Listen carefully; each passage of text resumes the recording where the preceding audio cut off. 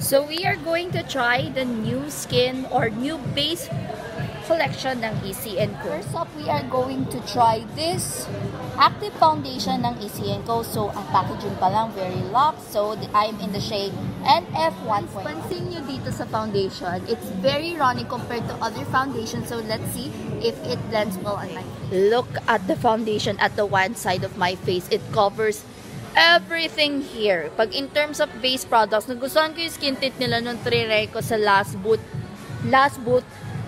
beauty booth kasi meron doon. So, pag blinen mo, nawawala yung aking chismis sa aking mukha, yung pimples na cover up siya automatic. This is their popular skin balm ng EC&Co. So, sa mga nagtatanong, this is in the shade Bit. So, let's try this shade.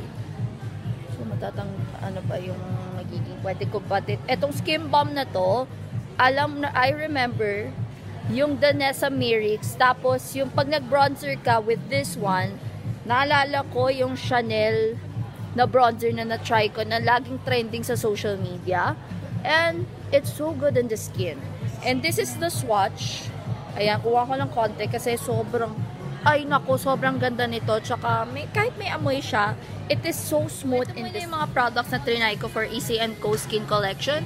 Gusto ko i-try yung TrueFlex adjusters, tsaka yung TrueFlex color correctors nila. Pero, hindi pa available. So, yung skin balm tsaka yung foundation ay available. Pati yung powder, hindi pa available. So, as usual, maganda yung pagkalapat ng foundation. This is a combined foundation and skin balm. So, it's very lightweight on my face. Tsaka hindi siya mabigat sa aking foundation. Sorry, namumula na yung mata ko.